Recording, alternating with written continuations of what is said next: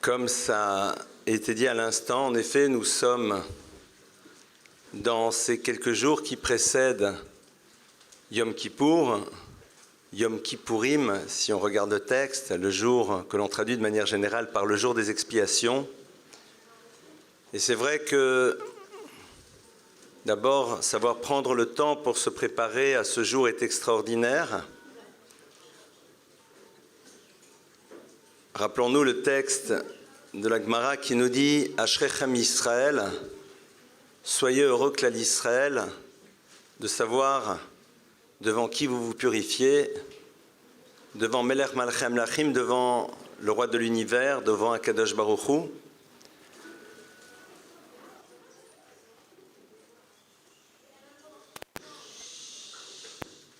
La grande difficulté que l'on a lorsque l'on aborde ces périodes de Chagim,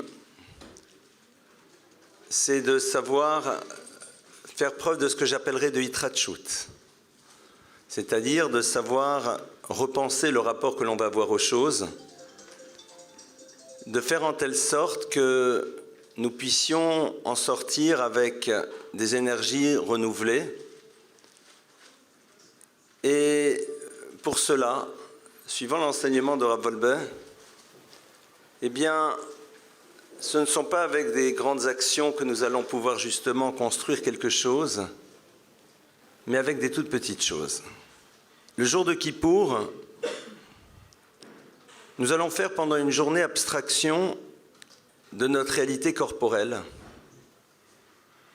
pour bien montrer qu'à un moment, on est capable de relativiser l'importance de ce qui n'est qu'au fond que le support de l'existence, c'est-à-dire le corps, pour se concentrer sur l'essentiel. Néanmoins, et surtout, je suis ici face à des mamans, des grands-mamans, des futures mamans, Bezrat Hashem.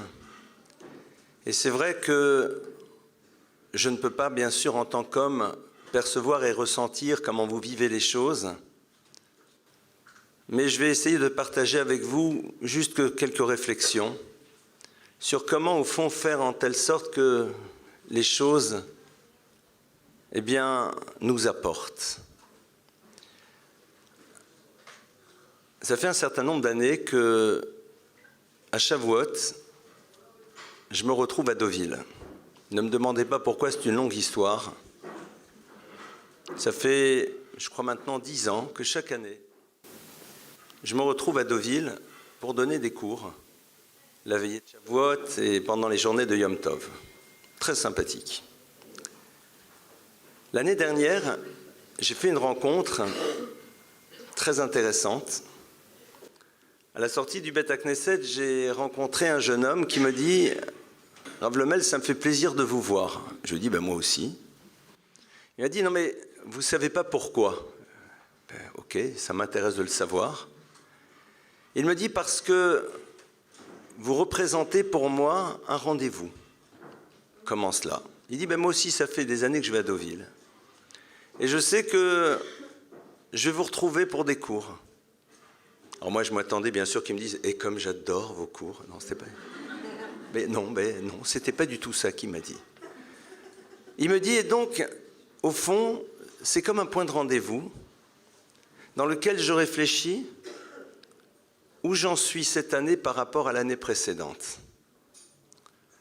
Et j'ai trouvé ça passionnant de voir que quelqu'un était capable, en effet, de se poser, de se dire « mais où j'en suis par rapport à l'année dernière ?» Non pas dans un bilan angoissé sur les différentes erreurs que l'on a pu faire, mais sur une réflexion sur les différentes zones de progression que l'on a pu mettre à l'intérieur de son existence. Alors vous allez me dire, super, c'est des mots, c'est de la théorie, progression, tout ça c'est génial. Tachles, ça veut dire quoi? Et j'aimerais explorer avec vous ce soir un point. Ce point est basé sur un enseignement qui est fondateur de Rav Dessler et qui dit la chose suivante. Notre univers se divise en deux grandes catégories. Il y a la catégorie de ceux que l'on appelle les notnim et la catégorie de ceux que l'on appelle les notlim. Traduction, il y a dans l'univers deux types d'individus. Il y a ceux que l'on appelle les donneurs et les preneurs. Traduction, celui qui est preneur, c'est celui qui, lorsqu'il fait une rencontre, voit immédiatement en quoi celle-ci va pouvoir lui profiter. L'autre n'est perçu que comme un instrument au service de sa propre histoire.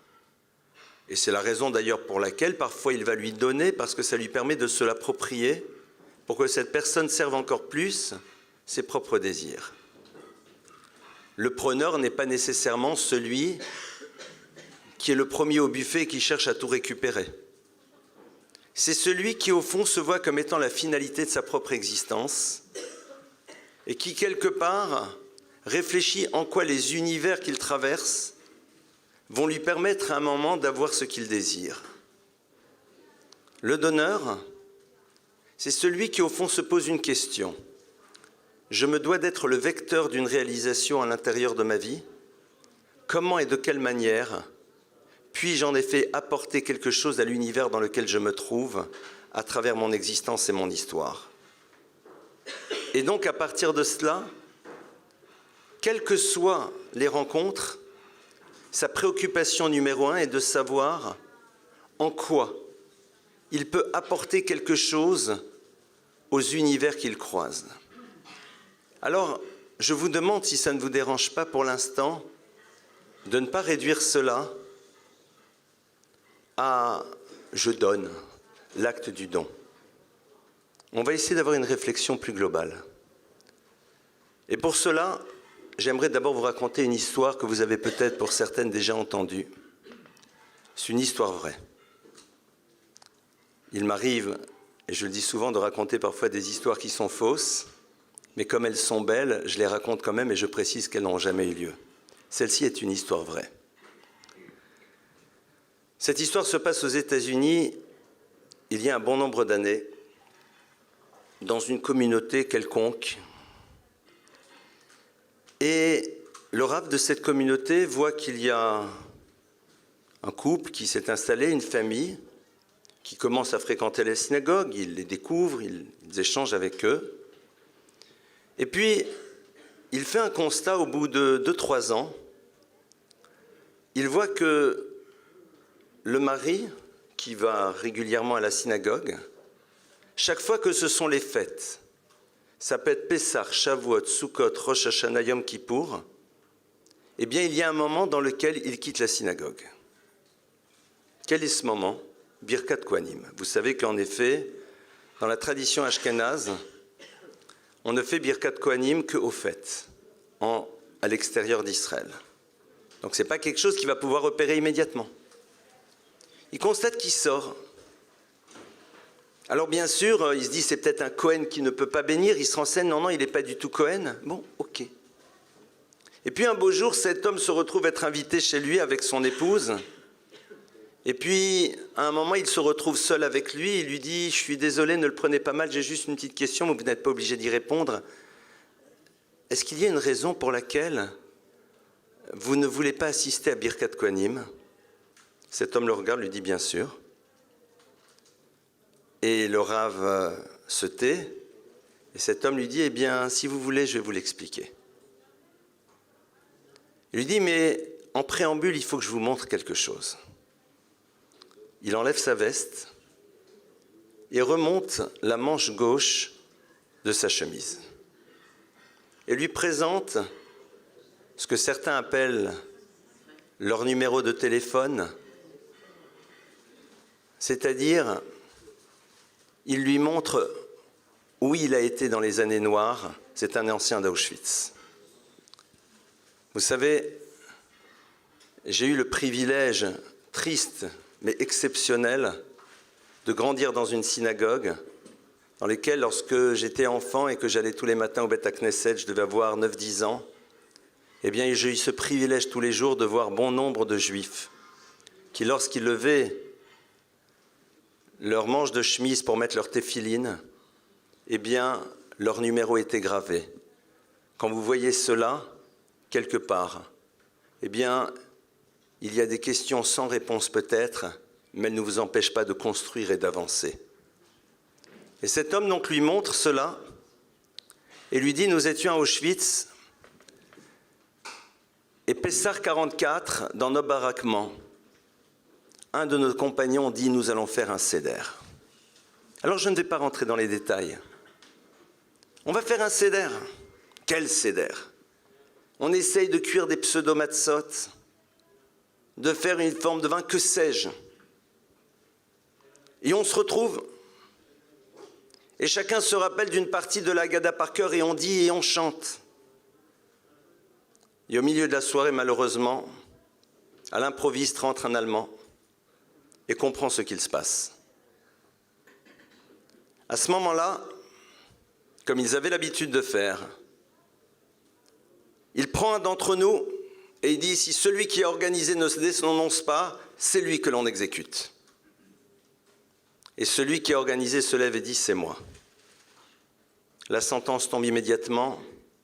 Demain matin, tu seras exécuté en présence de tous ceux qui sont dans ce baraquement. Ce sont des choses qui malheureusement ont eu lieu. Et le lendemain matin, ils se retrouvent ensemble. Et les Allemands, dans leur cynisme absolu, Yimarshemam, s'adressent à cet homme qui va être exécuté, lui dit, allez, tes dernières volontés. Il leur regarde, il leur dit, eh oui, j'ai des dernières volontés.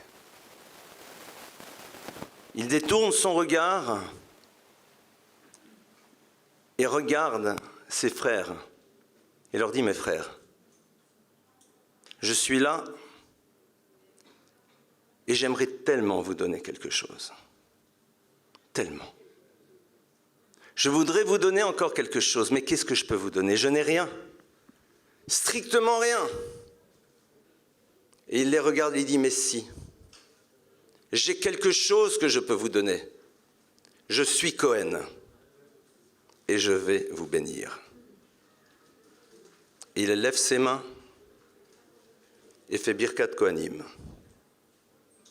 Et malheureusement, la suite, nous la connaissons. Et cet homme de regarder le Rav et de lui dire, vous comprenez bien, depuis ce jour-là, je ne peux plus entendre une autre Birkat Kohanim. Cette histoire, pourquoi je voulais vous la raconter? Elle illustre de manière bouleversante l'idée suivante. C'est que lorsque quelqu'un a dans sa tête l'idée que ce qu'il doit faire dans ce monde-ci, c'est de donner, même dans les circonstances les plus dramatiques qui soient, même dans les moments les plus complexes qui puissent exister, il est capable d'être ce qu'il doit être. Alors, je vais vous parler pendant le quart d'heure qui me reste, comment arriver à faire en telle sorte que cette dimension qui détermine totalement la vie de l'individu puisse s'inscrire à l'intérieur de la nôtre. Comment faire pour que notre vie ne soit pas une vie de preneur, mais une vie de donneur. Une vie dans laquelle, si on peut faire de notre vie une vie de donneur et non pas une vie de preneur. Comment est-ce qu'on arrive à faire une chose pareille? Vous savez, les maîtres du Moussar disent la chose suivante. Lorsque vous rentrez dans une pièce et que vous voyez qu'il n'y a pas de chaise, alors qu'est-ce qu'on a tendance à faire? C'est à sortir dans la pièce d'à côté et aller chercher des chaises, n'est-ce pas? Et on revient avec une chaise. Les maîtres du Moussar disent, celui qui revient avec une chaise est un porteur de chaise. Celui qui revient avec 2 chaises est un noten. C'est quelqu'un qui sait ce que ça veut dire donner. Ça veut dire qu'au moment où il a vu son propre manque, il a réalisé que quelqu'un d'autre pouvait lui aussi avoir un manque. Ici, il s'agit d'un manque très technique, d'une chaise pour s'asseoir. Devenir notaine, c'est peut-être prendre le temps d'imaginer quel peut être le besoin de l'autre, de prendre le temps d'imaginer qu'est-ce que je pourrais au fond lui apporter, de prendre le temps de réfléchir, se dire mais au fond, est-ce que je me donne les moyens de réfléchir à ce que peuvent être les besoins de l'autre? Le problème, c'est de prendre conscience que l'autre a un besoin. Eh bien, c'est à un moment faire abstraction des siens propres. C'est être capable d'imaginer au fond que je ne suis pas le centre de mon existence. De réaliser en quoi, en effet, la place que je dois occuper dans cet univers, c'est celle d'une personne qui d'abord voit l'autre et réfléchit à ce qu'il peut lui apporter, ce qu'il peut lui donner. La première chose que l'on peut donner à quelqu'un, eh bien, c'est de se rappeler de la première Mishnah des Pirkei Avot. La première Mishnah des Pirkei Avot nous dit la chose suivante, « Et vous, metunim badin ». Pourquoi la première Mishnah des Pirkei Avot commence par cet enseignement qui veut dire « Soyez circonspect dans le jugement ». Prenez votre temps avant de juger. Pourquoi c'est par ça qu'on commence? Parce que on ne va pas se la raconter. Dès le moment où on croise quelqu'un, dès le moment où on voit une personne, on juge. Qu'on le veuille ou pas. Chazal nous disent, ne t'imagine pas un moment d'être au-dessus de tout le monde. La manière dont l'autre t'apparaît, la manière dont tu vas le percevoir, va t'amener à le juger, à le catégoriser et à définir à partir de là un type de relation avec cette personne. Et vous, metunim badin, ça veut dire quoi? Donne à l'autre la possibilité de ne pas être enfermé à l'intérieur d'une définition que tu auras de lui à travers une vision fragmentaire de ce qu'il est. Parce que c'est ça qui va déterminer toute l'histoire de votre relation. Donner, c'est pas juste dire « allez, je te donne ». C'est déjà ne pas enfermer l'autre.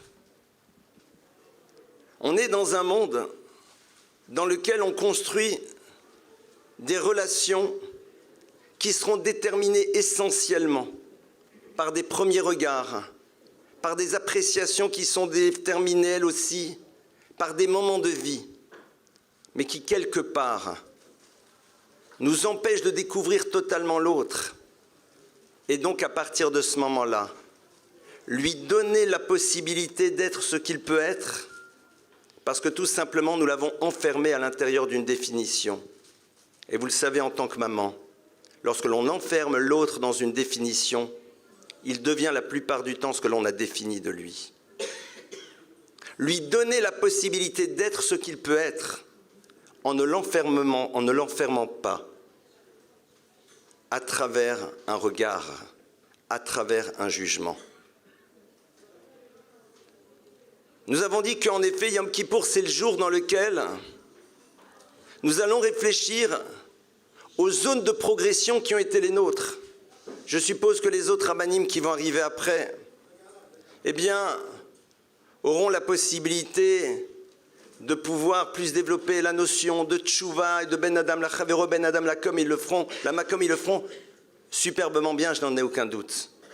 Moi j'ai juste envie avec vous de réfléchir encore quelques instants sur cet arrêt que l'on va faire et se dire mais au fond, Yom Kippour, il y a une forme de bilan que l'on peut occuper à ce moment-là, que l'on peut mettre en place. Pourquoi? Pour une raison très simple.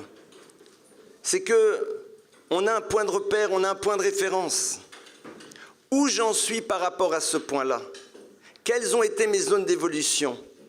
Si j'étais dans l'univers de celui qui prend, est-ce que je me suis inscrit dans l'univers de celui qui veut donner? Et si j'étais dans l'univers de celui qui veut donner, de quelle manière j'ai commencé à m'inscrire de plus en plus à l'intérieur de ça? Et la première manière de donner, comme je vous l'ai dit, c'est donner à l'autre la possibilité de devenir ce qu'il peut être en ne l'enfermant pas à l'intérieur d'une définition qui la plupart du temps aurait été déterminée par notre premier regard. On aimerait tellement que celles et que ceux qui sont autour de nous soient dans un mouvement ascendant. On aimerait tellement que les univers dans lesquels nous sommes puissent en effet être dans une dynamique qui les tire vers le haut. Et en même temps, nous les empêchons pour une raison très simple, c'est que nous les avons limités à travers notre regard.